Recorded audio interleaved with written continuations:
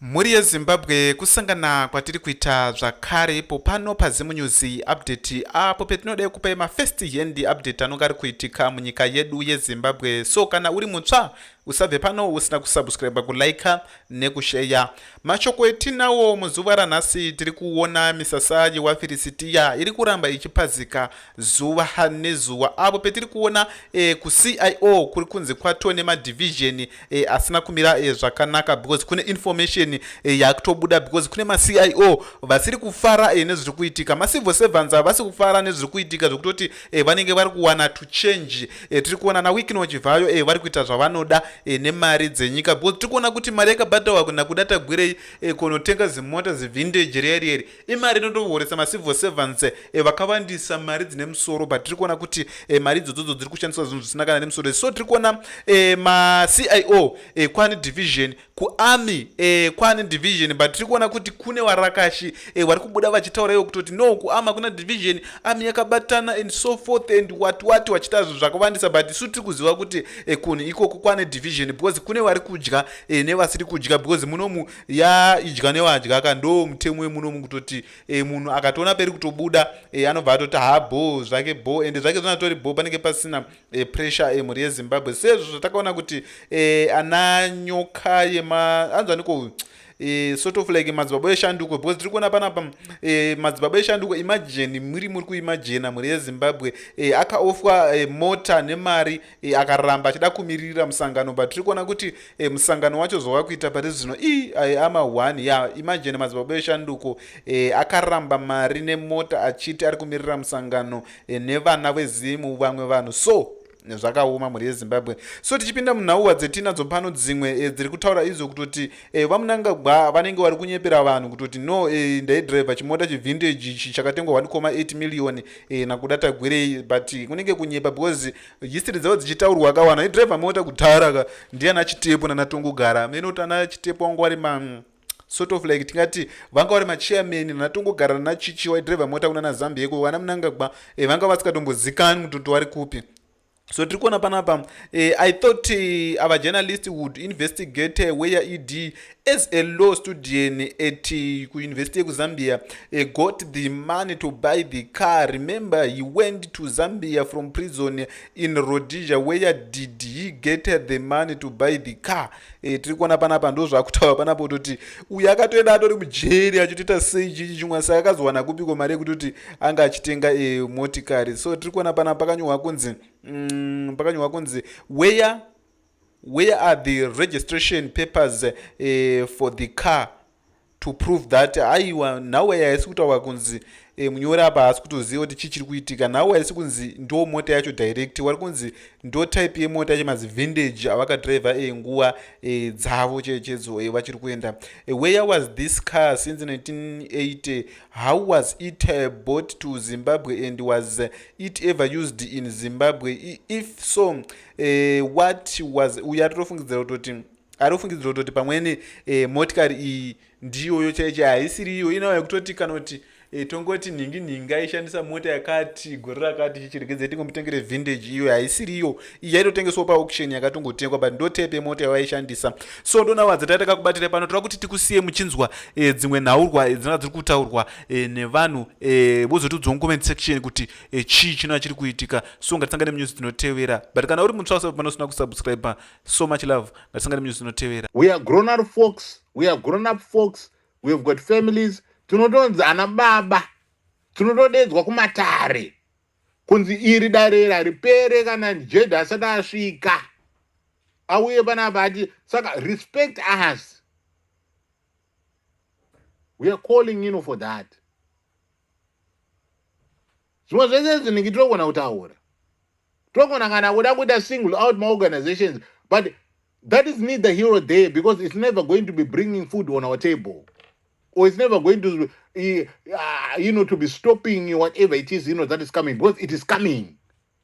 It needs us to be working together, all hands on the deck. Whether you are an individual or you are part of an organization, all hands on the deck. Ostalos ataura one. Mukaenda pa timeline nge Ostalos iko zvinezvi.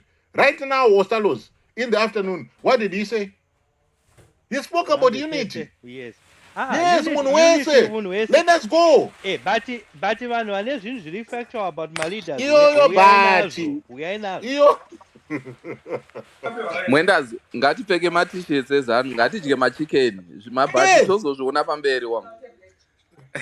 I agree. I think everybody else They were same page on busy 2030. taking Ostalos to ask him kuti asi munhu uyu haasi friend yako, instead of asking Ostalos tiri kuitei mutega zvinhu zvisina nesense, mibvunzo isina sense, ndiyo akaswerera the whole day achipiwa manotifications ezvinhu zvisina nebasa. But you cannot smear it as everybody's doing that. I did not say that. Wazviisira wedhi re-everybody wewe. Wazviisira your own strawman argument. Handina kudaro. Ndiwe wadaro. Wazviitira that word. Whenever who tagged from my mouth, that is what come out. Zvabuda mumuromo mako. Ndiwe wadaro. Guys, handina kudaro. Even if you repeat it 10 times, guys, I want you to hear me. Mwedas, I want you to hear me. Vachamisa zvavari kuposta kuti izonenge nyoka handiti. I'm not going to be discounting him on that conversation. He knows what he's talking about. It is truth. He knows what transpired. When the zvari kutaura kuti chinhu chakanwirwa kudhara ichi, I'm never going to be because I don't know. It is truth, to say. I only wish that he comes out and he speaks to us wotipa more details because kana munhu achiti chakanwirwa kudhara in the colloquial language. I've been divorced from the Zimbabwean colloquial language or being on the ground for a minute. But what I understand is arikutaura kuti izvo pane vanhu vakabhadharwa mari to look on the other side. But it is what is coming from him. It is his truth. And I want to be interrogating him. Kuti ko nai honorable, what are you talking about? Chii chiri kuitika? Zviri kufamba sei? Zvikuita sei? Until I get that opportunity, yekuti izvonenge nditaure navo, vandipe that opportunity. I know last year mudzimu yangu mudzimu yangu naMwari wangu vanga vandionawo kuti vahwende vanga vabvuma kuti pabirthday pavo paye vakazongoita pabirthday ravo ere vakazongoita havo, which means munhu yega haana vakazongoita havo imwe program yakauya yakatagisa. Credibility. No, it's not about trust. Aiwa, credibility inenge yarasika pakadaro ipapo. No. Sometimes you get this man. No, but then I have to respect him though for that. But I have to respect him because he notified me. He didn't do a no show. Yes, he notified me with his look. I cannot go on with this because of 1, 2, 3, 4 and I respect him for that. The information yacho is not saying. Angos pane imwe line yekubvunzwa yekuti hanzi as Wende made his not 2030 position clear. Vahwende vakataura iwo kuti ndiana mhofu mune mwana ari kuchemeri.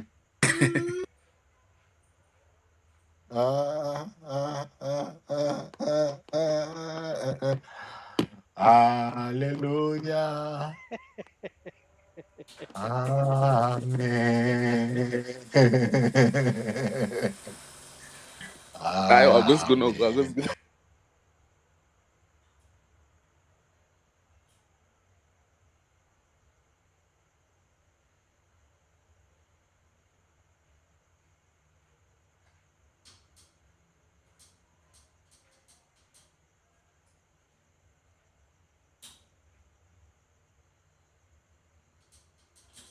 is good is only you know what I want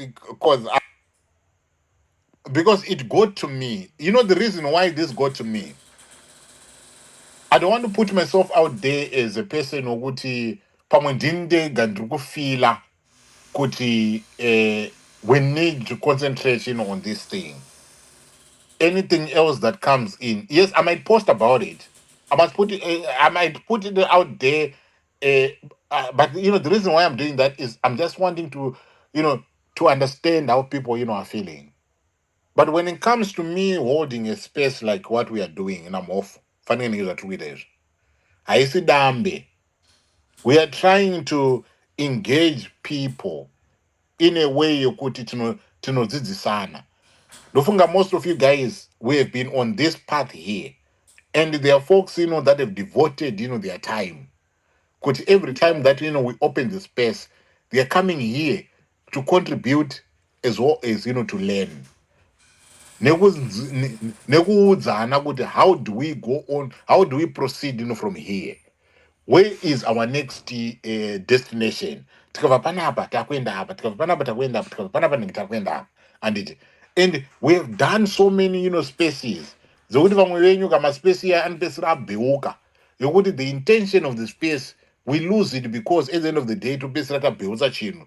Tangoita mazvake mazvake. Ndozongopesera ndakuti guys, time yangu yakwana, inini I'm going. You understand? And I'm entitled, to do this because nenda spend because there's an nasi Saturday. The tanga space ningina 4 and because it is now past, quarter past, 7. And I don't want. I've got family in Mangwana Mother's Day. Ndengenda kuita marinate ninginyama yokuti izotizobika nemangwana nechimuramo. Ndenge ndakanimirira. But I choose to be here. And they understand that. I choose to be here on the basis yekuti toda kuti tiumbe chinhu chimwe chete. But mukuumba chinhu chimwe chete, I am appreciative of divergent views that come from people. Vanhu vakasiyana siyana vanouya vachiisa macontributions avo. Yes, we can push back, we can do this, we can do this, but everyone has got a right to come through and say what they want to say about a particular subject that we will be talking about on that particular day. And right now, we are focusing on this. But inini, the reason why I chose, this topic and the way that halfway framed, this topic in terms of, the topic, even though I then went on to elaborate in the way that I did it so that I bring people up to speed. Kuti pfungwa dzangu inini dzirubva papi dzimweni, not kuti pfungwa dzangu dzakakosha, but I'm just putting it out there kuti vanhu vamwari ndo mafungire angu andiri kuita aya, kuti honai zvinhu zviri kuitika, tine chinhu ichi chatakafokasa nacho, ende chinhu ichi chinonzi amendment number 3, but tine zvimwe izvi zvaakuuya izvi, and these things because they're not coming in a vacuum. Hazvisi kuuya as a result of kuti mumwe munhu angozvirota, but it is as a result of the things that would have happened and the things that are happening. But how do we navigate from a position yekuti we are being exposed to some of these things, but in a way when you dig down deeper and you scrutinize these things, although there's an interesting story to tell, because this is this is interesting. Trust me, this is interesting. Zvatarona wende zvezvika ispace inotora kana 2 days ndichitaura, and it is quite interesting, and I'm not discounting wende pane zvinhu zvese nezvataura, because I want to hear his side of the story. But I am just saying kuti I hear you, honorable, but we've got this matter that we want to deal with. Your position is known. Vawende vakanditaurira ivo vakati he is going to be waiting for the gazetting of the bill. And once the bill has been gazetted, he will take it to the people. Right? His position is going to be informed by what the people say. And the people, I want to believe the people that he's talking about are people from his constituents. Kuti vanhu vamwari makandituma kuparliamente, kune chinhu chauya muparliamente chakamira chakadai, so ndachidzoswa kwamuri, saka ndipewo maviews enyu. You understand? That is what he said. Those akataura is there on his timeline. You can Google search, you can whatever, is there on his timeline. That was his position. I want to wait for the bill. So now the questions that are now being asked now are legitimate questions. Could konaiwa wende makatitaurira imimi kuti you're going to wait for the bill. Kana mamirira bill renyu imimi munotaura nevanhu, saka vanhu vacho vati chii? Have you had the opportunity to go to the people and speak to the people kuti vanhu vanzwe kuti kana ndizvo vanhu vakuudzei imimi position yavo? That is what we are waiting from Honorable Charlton Wende, because that is what he said to us. Adimunzwa. Those one is not. Ngabo asino yacho I'm not evegoisa worried about this decision, but what I'm worried about zvaataura zvine proof here. Ndopatine problem naye isu chete. Ndosaka ningite zvara wangu ningitubhoyi ati zvara ainite zvara inini ningine ndindakapiwa hana tezvara inini vanhu vanoenzana mhofa evha yangunzi ngwashe takachaya vanotaura nana chera mudariro ava hainini kana paine rudzi rakasikwa naMwari paZimbabwe vanoenzana mhofa ndava kutenda navani mudariro havana chavanotaura kusvika tete vasvika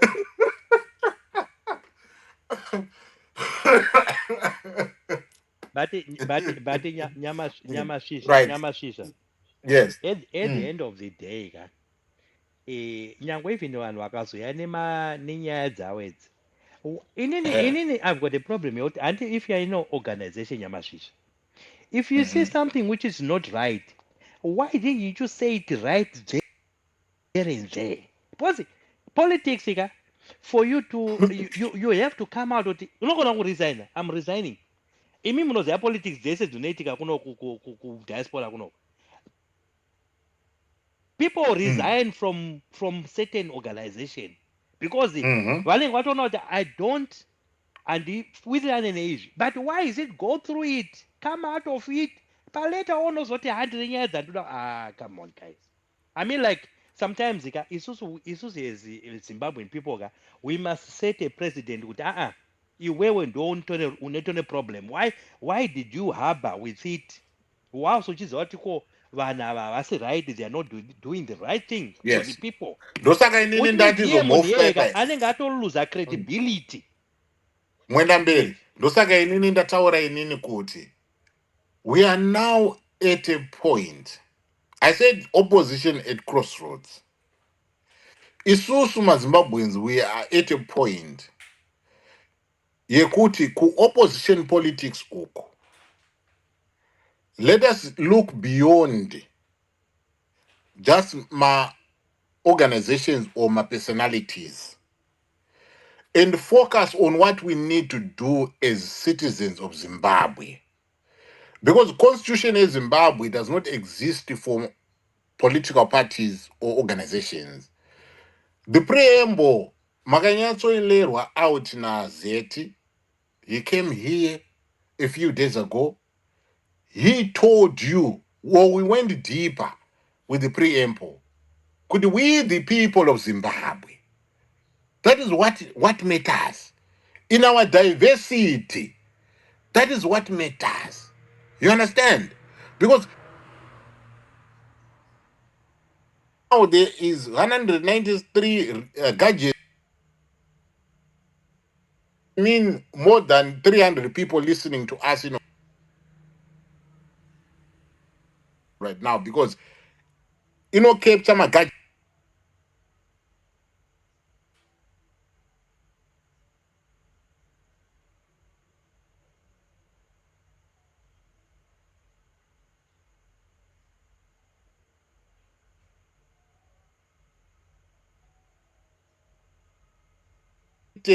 Directly with their device are the people who are listening to us.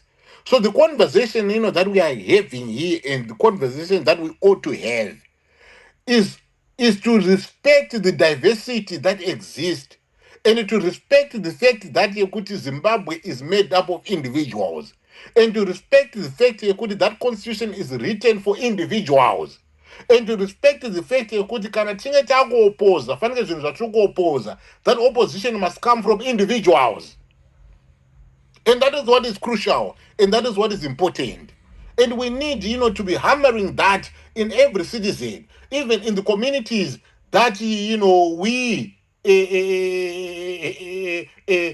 we come from. We have to be cognizant of the fact yekuti kunotova nomwe munhu ari kuchenda mbuya cholocho mandarweni dotito kupi kwesoko kwekuti izvo vari kuudzwa zvinhu zvavasinganzwisise. But isusu we want to try and say kuti izvo, look guys, what we need to do as a people is we need to conscientize our people in our diversity. We need to speak to our people in a language that they understand. If you understand Ndebele, if you understand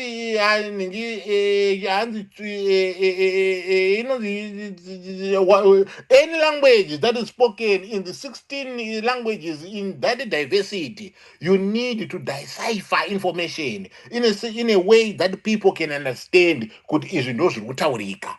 Because we are now focusing on the individual.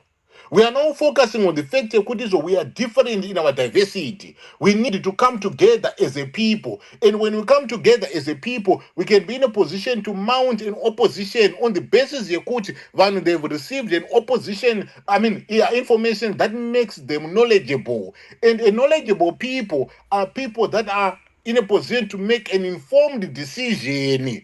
Kuti izvo varida kuopoza chinhu here ichi kana vada kusapota chinhu here ichi. At the present moment, we are not having that amongst our people. And this is why we are coming here. We are trying to dissect everything in a way that people can understand. A layman can go out there and speak to their people kuti bumbiro remutemo rinotaura zvakati zvakati zvakati zvakati zvakati in a way that an individual can understand, so that they can impart the knowledge to the next person, so that that person becomes knowledgeable, so that they can be in a position to make an informed decision based on the knowledge that they would have gotten from some of the explanations that we do here. That is what we are. That is why we are here. Ndodonzvo ratinaro, even though asino iri kuina zvai 1-0, but ndodonzvo ratinaro iroro. Aiwa, mataura nyama Swisha, I agree with you. Ango TV yenyu iri kumashure neyangu yekuAmerica, why? Because yakanda 2-0. Ameno udizo chichi kuitika inini 2-0 1-0 it's a win, hapana difference. Chero nokuwina zvangana graft izvo. Handisi muArsenal hangu Gerard. Ndiri muMan U akakwana. Ndodaro dzokuti Arsenal ikawina zvayo hazvinangana graft. Waraiti amene anonzi domain, amene kuti ndiye anogara padoo here, ndiye muridzi wedoo here, aina andiziye hanzi pano mwana munhu anonzi domain agoweso. ari kutaura ndichinzara ari kutaura here. Ndiye mwenda zauta pane vamwe vauya before you vasati vataura. Ndiyo hostel iyoyo imbomira. Right, all right guys. Okay, thank you very much. Right. I want to go to Tapiwa. Tapiwa, come through, Signoro. You follow after Tapiwa, and then I want to ask you Nyamashisha. Vemtupo wangu kuti mozoya pa number 3 nyengi unendoro anzi kushorai nhari zoya yenyu pa number 3, but ndikanditi Tapiwa ndoti Signoro ndobva ndati Nyamashisha.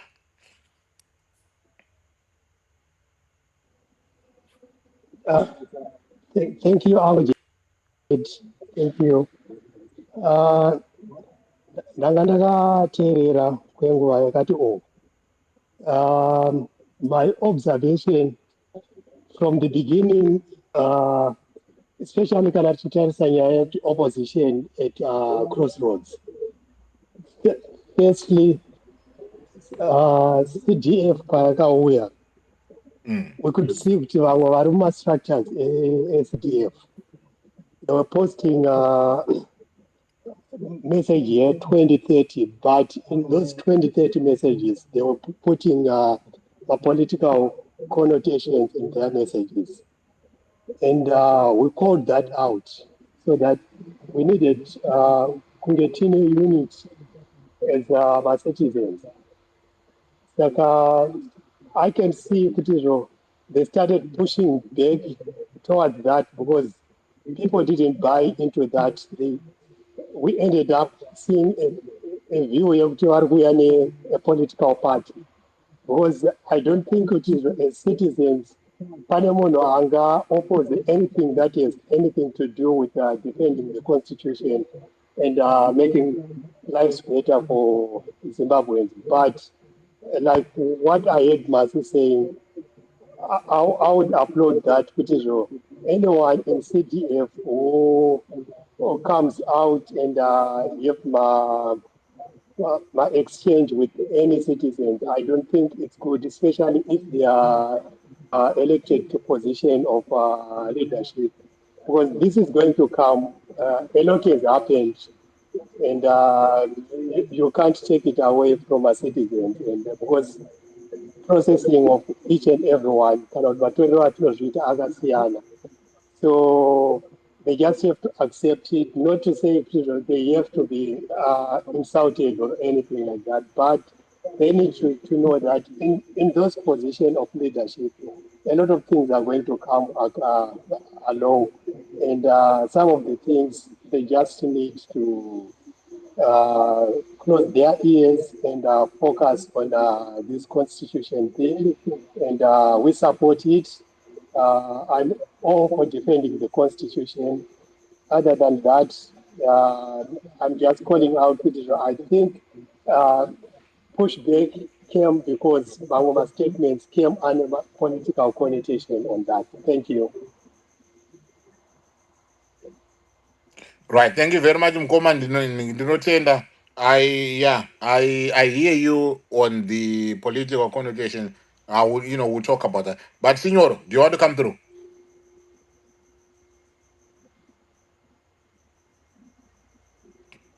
Signoro.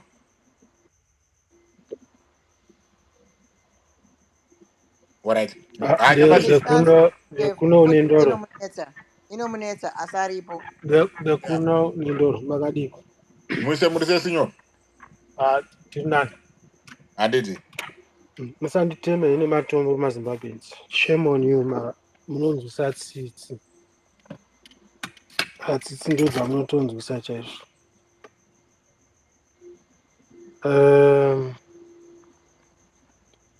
Ini ndichataura zvinhu zvinoimbwa nevaimbi asi mashoko angu vamwe vanozotaura nepasiripo. Motarani ngine mazita evaimbi tikadaziva kuti ndovanani. Memushedudzirawo futi kanzi kana ndichitaura batai mazuva yakaimbwa nani zviya. Kana ndichitaura batai mazuva tenda kuzoinza kangu resistance radio iyo totanga mazita aiwa enda yenyu mberi Signoro. Thank you. Munyamasvisa DJ akapenga akaridza musosani. Ari kuuya futi mangwana. Yes, ari kuuya futi mangwana. Right, Signor, go ndinoziva ahead. kuti vamwe vanhu vakuru panapa hatina kuenda kucrash asi kana tasvika panhau ikai mbupai mukana host murege kuita maonyera because nhau yatinayo its life or death situation. Pane mike yakavhurwa iri kundiiritata. Mungaivharawo here mike yenyu mazvita enyu. Nyaya tiri kutaura nezvanyama zvisai ndakabvunza last time hatina vanhu vakuru here panapa. Pane mashoko akataurwa navatonhodza aya anongosvika pakungoti something is not right in our country. Ndiri kutaura mashoko ari kungofambirana nezvandataura vaimbi. Vamwe vakaimba vakati vakadzidza vakazvitadza. Zverudzi urwu hazvisi zvoga, zvinoda kutsanya munamato mukuru. Indambotaurawo panapa paspace ndofunga pane makore mairi kana kuti and I will remain consistent. Hamuna politics muZimbabwe ndezvekungobirana vakadzi varume gerana bhibho vave munhu vamakavata, meaning kuti iwapusa wapusa under the hospice or under the banner politics ndezvemari izvi. But the situation is getting worse. Yaita situation yekudena ari murwere taapa koma manje, taapa life support.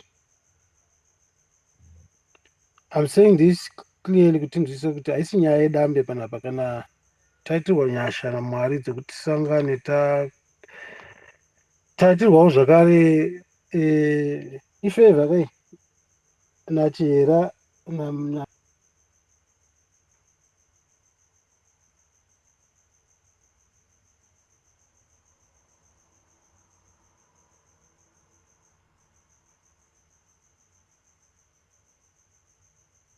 Varova chamnyururu.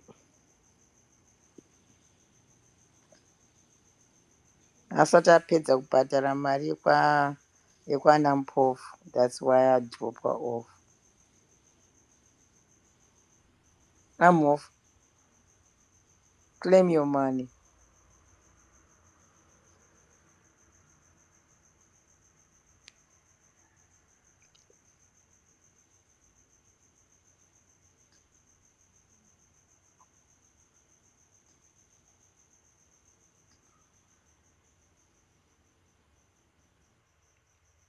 Signor Mindebo.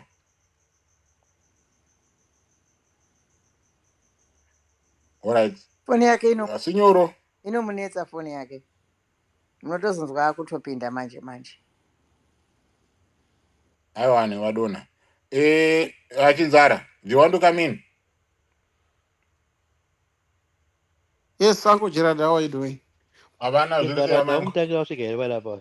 Mushe mushe. Mwenda You zvirise. want to. Deipi Chizara.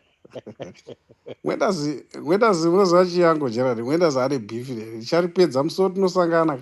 Toda kuona kuti mukuru ndiani. Toda kupedza tunharo twako itoro. Because Mwenda anotoda Mwenda ndikumuona. Atonge hwende. Acha ndifana ndizodo wamwari kwete wende chava. Hai papo taramba apa. Ai da boy. Hwende anenge achingogunun'una ari kwaari haabudi pachena anenge kuti uya nezvauri kutaura tione nothing. Gore rato 2 years dzakutopera ako mana. Takamirira mavhiki 11 dzaari kungopromisa vanhu. Ndobva ndangoti straight to the point hangu Gerard. Inini hangu opposition at crossroads, that's the topic pamusoro apapo. You know, time yatiri yakaoma ndikunyeperai hama dzangu. You know, pane time yekuti ngatiti mumusha muri kurongwa matare, vanhu vari kuronga lese handisi kundopa muenzaniso upi wekuroorwa kwemunhu here kana kuti panoda kuitwa anonzi magadziro whatever matare emusha. Sabhuku akaunzana navanhu veraini, vari kuunganidza vanhu veraini vari kuronga zvekuti pabviswe kwedu tinoti beto, I don't know mutero wekwaSabhuku. And then vanhu vari kuvhotera kuti toita mari yakadii. And then poitawo vamwe vanhu vanouya ubva watanga kuti Sabhuku ari pano uyu akagadzirwa zvisiri pamutemo, saka anofanira kuti abviswe kana ndimambo ndiishe kuti Sabhuku ane mhosva dzaakapara. Tiri mubishi rekuvhotera kuti vanhu vobhadhara mari dzinoita kuti mari dzebeto dzinoita kuti raini rione kufambira mberi kana kuti village ienderere mberi nemaprograms ayo. Like what other speakers were saying, kuti this is, I mean, life and death, I mean, situation yatiri so far. So whoever comes in nezvaainazvo, I think is just a distraction. Nezuro I think ndakaposta kana marimwe zuro ndakaenda pahwende, he used to anopindura haregedza. But pondakaisa question, ndakapoza question yangu papost yake, he never responded. Ndakati, Honorable, can you tell us where you are standing? Tizive kuti makamira papi nezve amendment bill number 3. He never responded. I think anga ararawo zvake, but I just posted, I mean, an hour after I aisa post yake. So for me, inini personally maonero angu ndinofungidzira kuti hwende akarwadziwa zvakanyanya, I think kuti akabva pausg at the same time paitwa strategic ambiguity, and then he never had a position. Kana kuti angaonekwa here uJudas Iscariot hwake kare. I know kuti something was happening behind the scenes zvatisingazivi isusu. It's known by, I mean, those people who are very close to to President Nelson Chamisa. So I think akarwadziwa zvakanyanya, and then he's trying his best, to the best of his ability to I mean, to distract, President Chamisa nekuita kuti vanhu vaite fed up kana kuti vanhu varasike gwara, because he's one guy who was asking, for 150,000 in parliament, of which ndo zvinhu zviri kurambwa nema-citizens at the same time, kuti you cannot go and ask, vanhu tiri kupikisana navo kuti toda mari, toda malone. That's, self-aggrandizement. That's what they're doing on our end. They're just there for money in politics. He apologized for It that has come. one. It has come to an up. You can apologize, Ango Gerard. The moment he got to say an apology, he was not supposed to owe an apology to anybody. To what he said, the moment you owe an apology, which means you are compromised. Dai akatori mumwe munhu angatonyarara zvake asina kutomboisa his apology here at all. Kuti nyaya 150,000 inga ndakakumbira ruregerero one. So chitiudza right now, but where are you standing with regards to this amendment bill number 3? He's never said anything. I've never seen any post from Wende saying kuti say no to 2030. I think he is for the 2030. Those kind of characters Zana Wende Ango Gerard. Those are the kind of people Zana with this other guy akanga ku angari spokesperson wa Monzoro akaita revert to akaenda kuZANU PF akajoina ZANU. Akazomuona this other time akapfeka party regalia yeZANU PF. Ainzani zviya? Is it Damba? I think he's from Matebeleland. I just remember. I think when does I don't know kana uchimuziya. There's a guy angari akangosiyana naMonzora, but angari spokesperson wake all this time. Okay. I don't know kana paina anomuziya. So these are such characters angojira dukatarisa the likes of ana Obed Gutu, ana Wende. They are in the same. They are in. I can put all those people. All those characters in one basket. They are same WhatsApp group, but they think kuti wakadhila nezanu zvinhu zvichazonaka. Obed Gutu since akaenda akambopiwa chipost chekuti yanzi national reconciliation whatever yaida kuenda kunoita peace and reconciliation whatever yekubulawayo kuti vanoita consultation yezvegukura hundi, but nothing came up. Chakatongofa chakadaro chinhu chiya kudhara. So he thought kuti apinda. I think akabenefitawo, ndakamuona achiburitsa purazi rake and so forth. Ndo zvaaidawo izvozvo. Vaida matrinkets nezvimahandover zvavanenge vachipiwa. So I'm not surprised kuona Wende achiuya achiita mathreats. Uncle Gerard munhu anorowa chaiyo. Ini ndakutaura pachiona chedu makuriro ndakaita ndiri kumusha. Kana achinzi kana munhu uchigona kumamisa chaizvo, you don't wait. Munhu anongokurowa blow kana gwati rakasimba toa kuti uri murume. No, I'm sorry about my language yangu chero, but ndauti vanhu vanzwisise. But akusi kunyadzisira, you know that, right? Iripo palanguage yedu chishoma. Aiwa kuna vamweni ngezvinonyadzisira. Hakuna zvakadaro. Iwe ndini chidzara. But it's not the issue anyway. I guess you continue. So ango kana muri kumombe zviya kana uri munhu anotorowa hautangire kumboumbirwa mazamu kunzi zamu ramai wako panatore kana uri onzi aiwetanga spokesperson warutaura anonzi witness Dube, exactly. Yeah, those are the kind of people, he was so close to Monzora. Last minute amona akuzana Wende kutongonyara hake vanhu. I think constituency kwake angatemwa nematombo. Dai akaenda kuZANU kudhara kana akangomirira time kuti chikaramba chinhu ichi mumona aenda kuZANU PF amendment bill number 3 rikaramba kubudira tozova 2028 zvafa.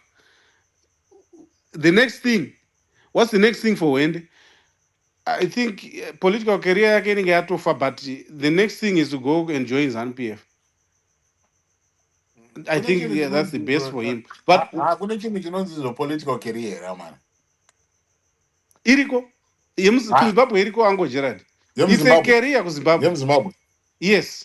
Right. In Zimbabwe, it's a career because once you become a No, that one politician in Zimbabwe, it's a career. No, I once asked it. I mean, no, that one I once bad. asked this question. No, hakuna mabasa. People are taking it as a job. Uncle, you don't.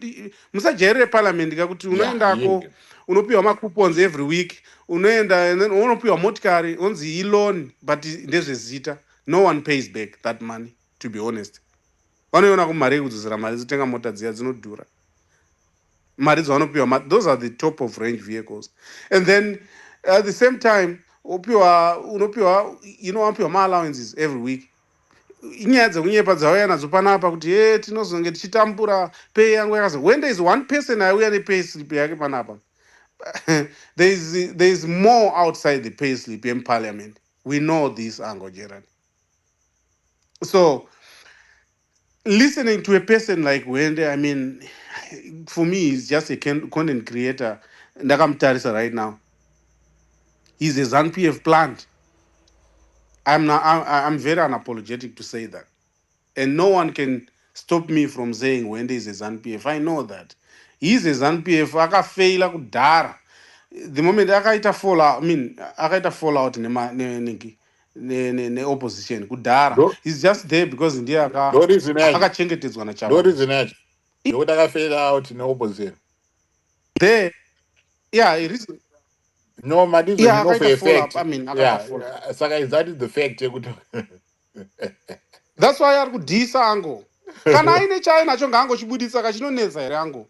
Hanzi kana wafunga kudya imbwa unotodya iri hono. Saka angobuditse mafaira achamisa tingomaona. I need to when Tatoziva I kuti can tell you know, you can't come because you know, there was something, and then today he said Gutizo, he has spoken to people that he respects, and therefore he's not going to be commenting any further. So you know, you cannot bring him anyway. yeah, he was going to say that Ango Gerard anyways.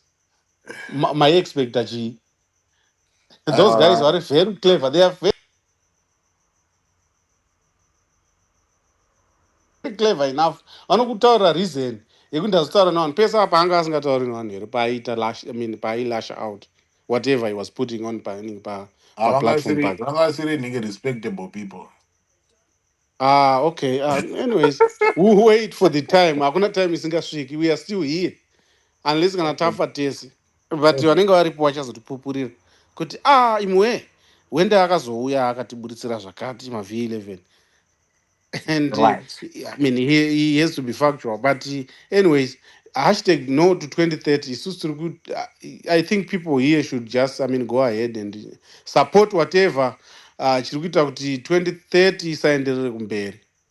Guys, let's follow each other. Let's send the message. The message must be clear. Muchitega among my organizations are outside the country. We can't cry. Kunana Sadak. Sadak is just a toothless bulldog to me.